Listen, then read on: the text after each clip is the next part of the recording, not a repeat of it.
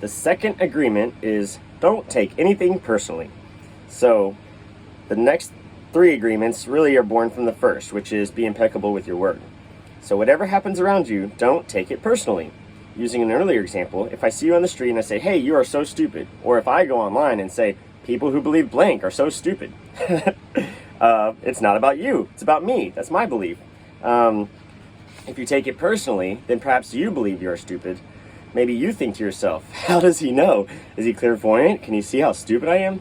You take it personally because you agree with whatever was said. If you disagree, it doesn't apply to you. If you don't take it personally, then anyways, as soon as you agree, the poison goes through you and you are trapped in the dream of hell. What causes you to be trapped in what we call personal importance, or I would say defending the ego or clinging to an identity.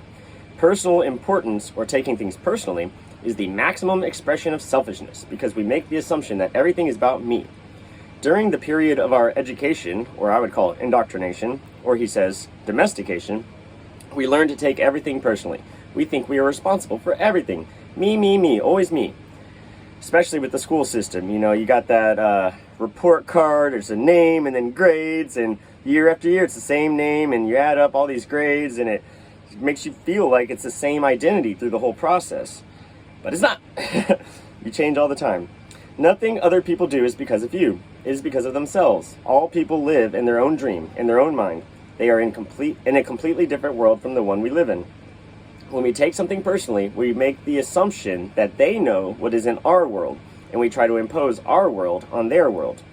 Even when a situation seems so personal, even if others insult you directly, it has nothing to do with you. What they say, what they do, and the opinions they give are according to the agreements they have in their own minds. Their point of view comes from all the programming they received during domestication. So, let me skip ahead because there's a good one. So if somebody insults you directly, they try to send poison to you. And if you take it personally, then you take that poison and it becomes yours. Taking things personally makes you easy prey for these predators, the black magicians. They can hook you easily with one little opinion and feed you whatever poison they want. And because you take it personally, you eat it up. You eat all their emotional garbage, and now it becomes your garbage. But if you do not take it personally, you are immune in the middle of hell. Skipping ahead. Even the opinions you have about yourself are not necessarily true. Therefore, you don't need to take whatever you hear in your own mind personally. The mind has the ability to talk to itself, but it also has the ability to hear information that is available from other realms.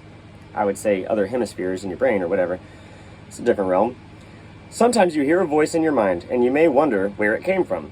This voice may have come from another reality in which there are living beings very similar to the human mind. Again, I would just convert that to other parts in your brain, but whatever. The Toltecs called these beings allies. In Europe, Africa, and India, they called them gods.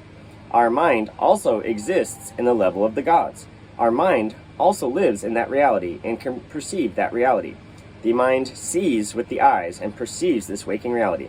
But the mind also sees and perceives without the eyes, although the reason is hardly aware of this perception. Oh, reason being, I think, the part of your mind that processes, like, language. The mind lives in more than one dimension. There may be times when you have ideas that don't originate in your mind, but you are perceiving them with your mind. So, not your prefrontal cortex, maybe your limbic system. You have the right to believe or not believe these voices, and the right not to take what they say personally. We have a choice whether or not to believe the voices we hear within our own minds, just as we have a choice of what to believe and agree with in the dream of the planet. The mind can also talk and listen to itself. The mind is divided as your body is divided. Just as you can say, I have one hand and I can shake my other hand and feel the other hand, the mind can talk to itself. Part of the mind is speaking, the other part is listening. It is a big problem when 1,000 parts of your mind are all speaking at the same time. This is called a mitote. Remember? The mitote can be compared to a huge marketplace where thousands of people are talking and bartering at the same time. Each one has different thoughts and feelings. Each one has a different point of view. The programming in the mind, all of these agreements we have, are not necessarily compatible with each other. Every agreement, like a separate living being, is like a separate living being. It has its own personality and its own voice. There are conflicting agreements that go against each other, against other agreements, and on until it becomes a big war in the mind. So that would be clinging to contradictions and that uncomfortable feeling. What's it called? Oh shoot, it'll come to me in a second. Well, he calls them mitotes. Cognitive dissonance, yeah.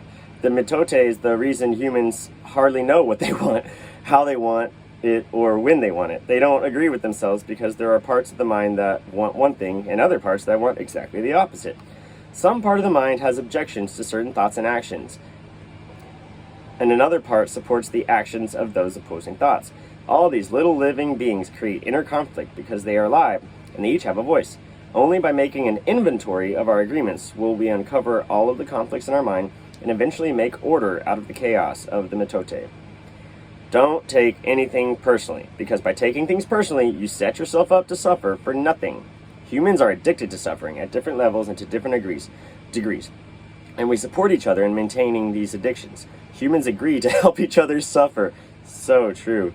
That enabling and because there's a fine line between sympathy, empathy, compassion, and also enabling people to just loop on their suffering, when sometimes that tough love idea of just, man, get up, go do something else. All right, that's it for this one. Bye.